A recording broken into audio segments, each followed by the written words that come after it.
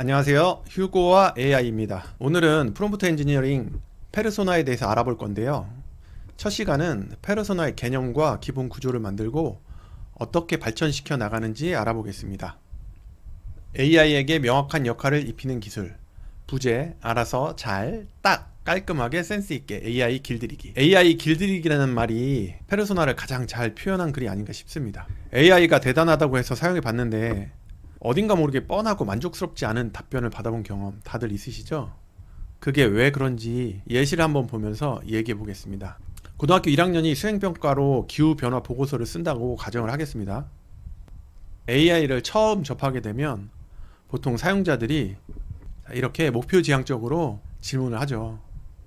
그러고 나면 답변이 누구나 아는 뻔한 내용이 나오죠. 요즘은 AI가 성능이 좋아져서 초안을 쓰고 그 초안에 맞춰 보고서를 써주지만 여전히 뻔한 내용이 나옵니다. 신기하긴 한데 이런 답변은 우리가 원하는 결과는 아니죠. 그럼 왜 이런 문제가 생길까? AI는 눈치가 없습니다.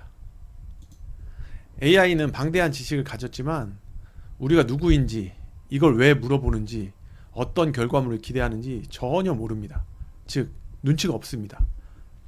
그래서 AI는 가장 안전하고 평균적인 내용, 누구에게나 해도 될 법한 일반적인 답변을 내놓습니다. 우리가 원하는 건 이런 평균적인 답변이 아니라 나를 위한 맞춤형 답변이죠. 내가 원하는 답변을 얻기 위해서 페르소나를 쓰는데 페르소나란 무엇이고 왜 써야 하는지 알아야 좀 더 효율적으로 쓸 수 있겠죠.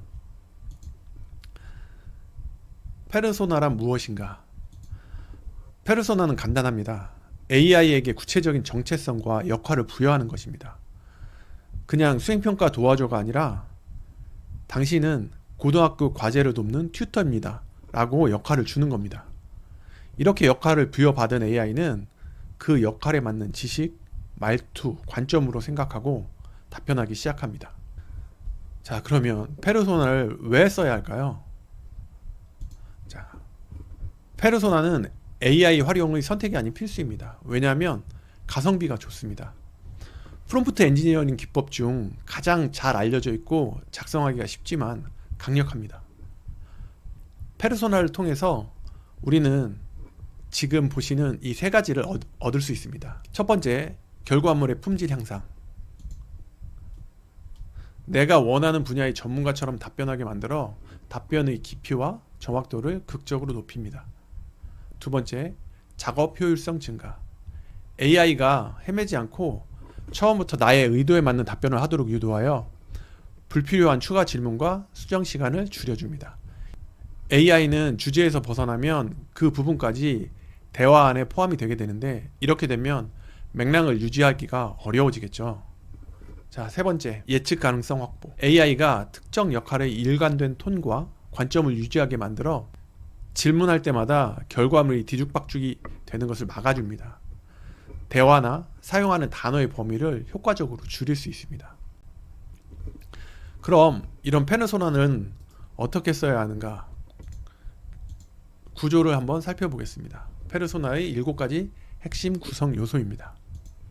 효과적인 페르소나를 만들기 위해 우리는 기본 구조를 사용할 겁니다. 처음에는 조금 복잡해 보일 수 있지만 이 7가지 요소를 따라서 빈칸을 채우다 보면 누구든 전문가 수준의 페르소나를 만들 수 있습니다. 개인적으로 실사용에서 3번과 7번은 특수한 경우를 빼곤 잘 안 쓰긴 합니다. 자, 첫 번째, 역할 정의, 정체성, 누구인가. 지금 우리 예제에서 보면 고등학교 과제를 돕는 개인 튜터라고 하면 되겠죠. 자, 두 번째, 전문성, 배경, 경력과 깊이, 얼마나 잘하는가. 이 부분은 자기가 원하는 걸 그대로 표현하면 됩니다. 때에 따라서 10년 경력에 아니면 20년, 30년, 100년 경력의 전문가다. 또 최고의 권위를 가진 아니면 모든 과제를 완벽하게 해결할 수 있는 그런 능력을 갖고 있다. 이런 식으로 쓰시면 됩니다. 자, 세 번째, 성격과 어조, 말투와 분위기, 어떤 느낌인가. 자, 아까 제가 말씀드렸던 것처럼 이 부분은 자주 쓰이진 않는데 이건 5번 대상에 따라 달라지게 됩니다. 자, 네 번째, 목표, 임무, 무엇을 해야 하는가. 지금 이 부분이 가장 중요합니다. 무엇을 해야 하는가. 지금 우리 예시에서는 수행평가 과제를 해결하는 것이 목표고, 과제를 해서 최고 점수를 받는 게 목표가 되겠죠. 그리고 대상은 고등학교 1학년이라고 저희가 가정했으니까 고등학교 1학년이 되겠습니다. 그리고 6번째, 규칙, 제약, 조건, 반드시 지킬 것과 하지 말아야 할 것. 과제에 대한 제약이나 내가 주의를 기울이는 부분이 되겠죠. 이건 페르소나를 작성하는 부분에서 자세히 보기로 하겠습니다. 자, 7번째, 결과물의 모양.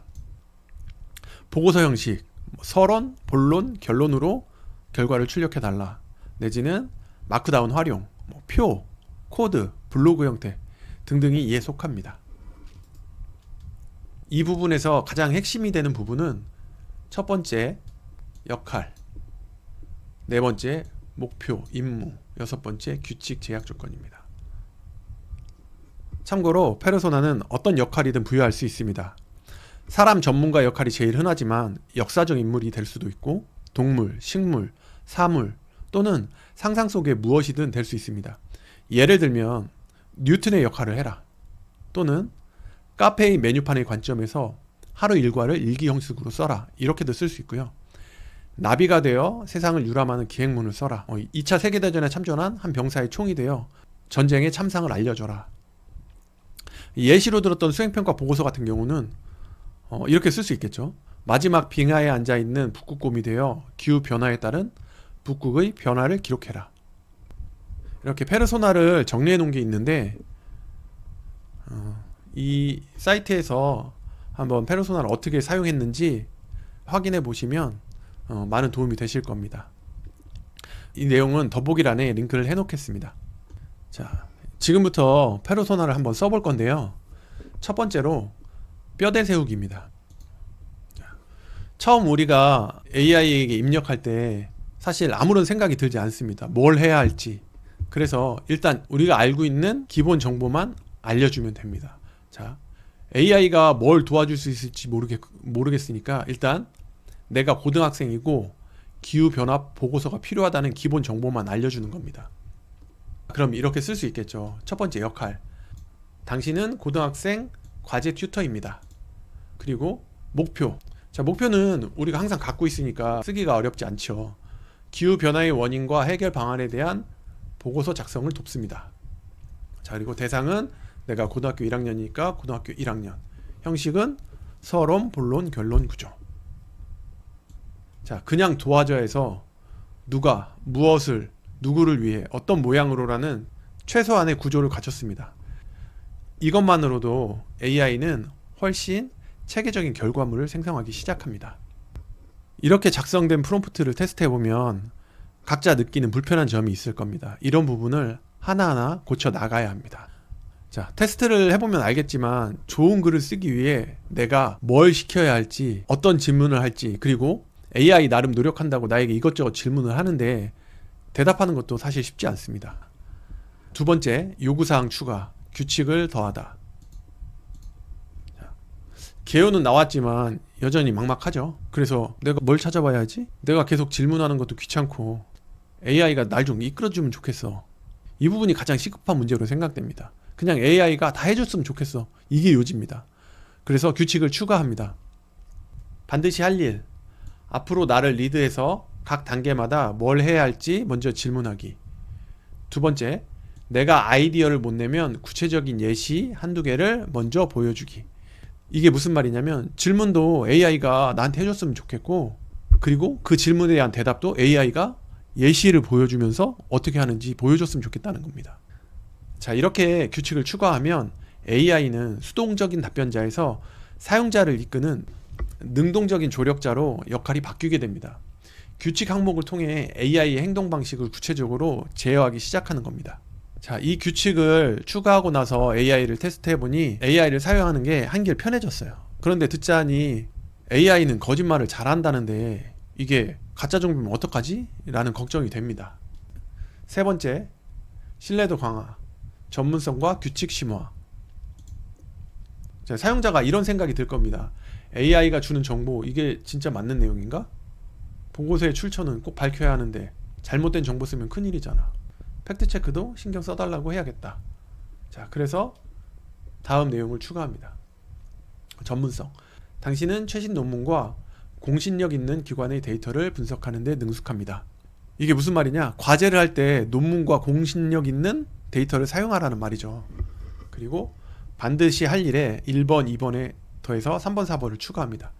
모든 정보, 통계는 반드시 출처 명시하기. 그리고 중요한 사실 제시 후 나에게 최종 검증을 요청하는 단계 포함하기. 여기서 한 가지 주의할 게 있는데, 출처가 URL 링크로 나온다? 그러면 출처를 꼭 클릭해서 확인해 보셔야 합니다. URL도 가짜로 만들거든요.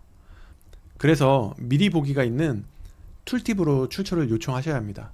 이 부분은 제 이전 강의 중 수행평가 두 번째에서 확인하실 수 있습니다. AI의 치명적인 약점인 환각 문제에 대응하는 안정장치를 페르소나 설계도에 공식적으로 내장하여 결과물의 신뢰도를 높입니다. 물론 환각을 완전히 없애는 건 현재로선 거의 불가능하고 최대한 여러가지 장치로 확률을 높이고 검토하는 게 최선입니다. 차후 이 부분도 별도로 다루겠습니다. 이제 또 테스트합니다. 이제 좀 마음에 드는 결과가 나옵니다. 근데 잘 썼어요. 너무 잘 써서 문제가 되네요. 수준 조절, 성격, 어조, 미세 튜닝. 사용자가 이런 생각이 듭니다. 와, 너무 잘 썼는데 이거 내가 썼다고 하면 아무도 안 믿을 것 같아. AI 티가 너무나. 좀 더 고일처럼 내 말투처럼 써줄 수 없을까? 그래서 여기에 전문성 배경을 더합니다. 자, 이전에 당신은 최신 논문과 공신력 있는 기관의 데이터를 분석하는 데 능숙합니다 라고 썼고, 이 다음으로 하지만 그 지식은 대한민국 일반 고등학교 1학년 학생의 눈높이에 맞춰서 설명하는 능력이 탁월합니다를 추가합니다. 그리고 세 번째 성격 어조에 전문 지식을 전달하지만 말투는 친한 선배처럼 친근하고 사용하는 단어와 문장은 평범하고 자연스러워야 합니다. 이렇게 추가합니다. 이 부분은 제가 좀 마음에 안 드는데, 이 부분은 실제로 쓰면 고등학교 1학년 수준의 문장과 단어를 사용하고 적절한 구어체를 포함합니다. 이렇게 쓰면 더 좋을 것 같습니다. 단순히 쉽게 써줘가 아니라 전문가의 지식을 가졌지만 고1의 화법으로 말하는 복합적인 캐릭터를 부여하여 결과물의 현실성과 활용도를 극대화했습니다. 최종 예시 AI 과제 컨설턴트 설계도. 이렇게 1단계부터 4단계까지 우리의 요구사항이 7가지 설계도 항목에 차곡차곡 쌓이면 범용적으로 사용할 수 있는 최종형 페르소나가 탄생합니다. 이는 특정 과제뿐 아니라 어떤 과제든 처리할 수 있는 하나의 자동화된 전문가 시스템입니다. 이런 진화 과정을 거쳐 완성된 수행평가 전문 컨설턴트 페르소나입니다. 지금까지 추가한 요구사항들이 7가지 설계도에 완벽하게 정리된 것을 보실 수 있습니다. 1번 역할, 최상위 개인 맞춤 AI 과제 컨설턴트. 2번 전문성, 배경, 모든 유형의 평가를 분석하고 정보 탐색부터 초안 생성까지 전 과정을 리드하는 최고 수준의 전문가. 3번 성격 어조, 극도로 사용자 친화적이며 능동적이고 지적인 파트너, 학생의 학년에 맞춰 극도로 자연스러운 어조 사용. 4번 목표 임무, 사용자의 노력을 제로에 가깝게 최소화하며 최고 품질의 과제 결과물을 함께 만들어가는 것. 대상, 모든 학년의 학생, 단 결과물은 지정된 학년의 현실적 수준에 맞춤. 규칙, 제약 조건, 꼭 해야 되는 것, 과제 유형 자동 분석, 선제적 옵션 제시, 출처 명시, AI 능력 범위 명확화, 학년 수준 맞춤, 최종 검증 요청 등. 꼭 하지 말아야 할 거, 표절, 환각, 사용자의 직접적인 정보 탐색 유도. 7번째 응답 형식, AI 설명과 사용자 요청을 명확히 구분하는 가독성 높은 출력 형식 준수. 자, 이렇게 하면 아주 기본적인 페르소나가 완성되었습니다.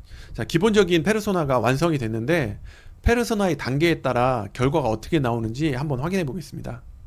자, 처음에 수행평가 도와줘 주제는 기후변화 보고서 쓰기야 라고 입력했을 때 출력이 매우 단순한 걸 볼 수 있습니다.